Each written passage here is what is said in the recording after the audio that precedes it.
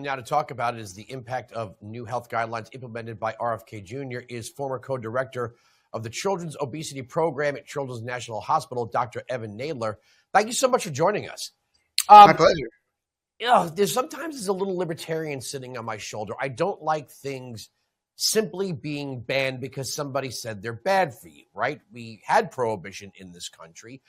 We also know that lawyers would probably rather sue these companies like they did the tobacco companies, because if we just banned tobacco, it would have put tobacco out of business and all the lawyers that sued tobacco out of business.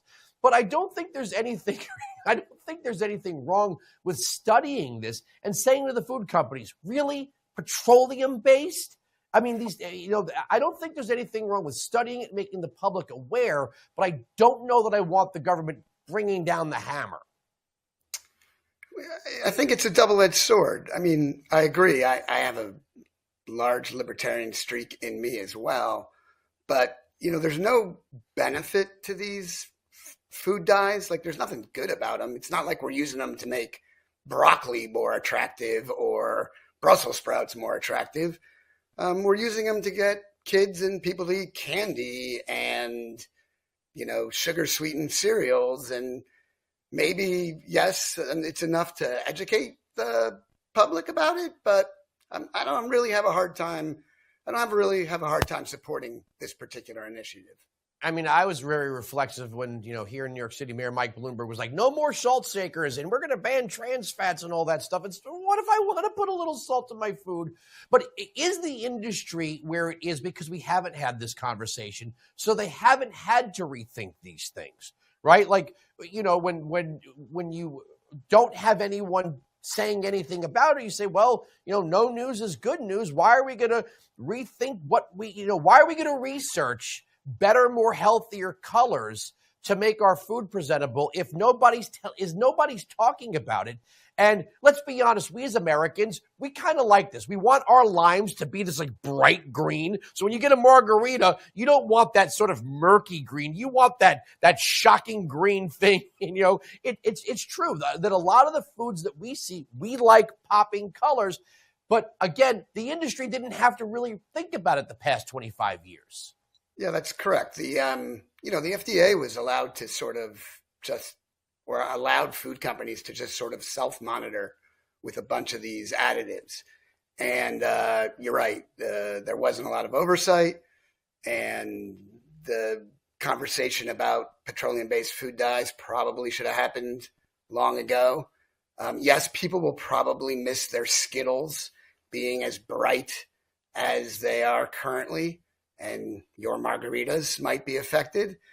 But I do think it's a step in the right direction, because a lot of this has gone sort of unregulated, and not that I'm a big proponent of over-regulating, but if we're going to tackle ultra-processed foods, we sort of need to start with the food dyes, because that's what makes the ultra-processed foods so appealing.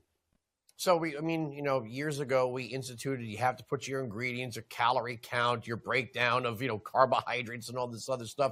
And most people are not grabbing that thing and reading it. Like, let's be honest, they're not reading it. But in the year 2025, should we expect the industry to be more innovative? And there's always these graphics out there. Like, I went to the University of Florida. Gatorade used to have like 4 ingredients. It was sugar, salt, lemon juice, and water, and I think potassium, maybe 5 ingredients. Now, if you read the back of Gatorade, since it's been taken over by Coca-Cola, there's got to be 30 ingredients, and I can't pronounce any of them. Yeah, I think the, part of the appeal of what RFK is doing is that he is forcing the food companies and the beverage companies to become more innovative and to rethink a little bit, how are we going to color some of these products, or whether we should color these products at all. And I think Gatorade's a great example. There are lots of other foods that went from a handful of ingredients to a truckload of ingredients, and most of which you can't pronounce, and most of which either aren't good for you or are potentially outright bad for you. So hopefully this is sort of spurring a new era in food and beverage science that might come up with some better ways to achieve the same thing. I mean, we all saw the French fries thing, and some of us are thinking back to our childhood. Well, I ate this or I drank this, but we didn't recognize the stuff that we might have had like fast food in the 70s, where French fries had 3 ingredients: potatoes, salt, and tallow. And that was it. But you also have to look at the world where someone sued and said, well, I'm a vegetarian. I didn't know there was a beef product. And they're like, all right, I guess we can't use tallow anymore. But a lot of the heritage brands that we all grew up with, we think if we ate it, we can feed it to our kids. But 30, 40 years does a lot to a product.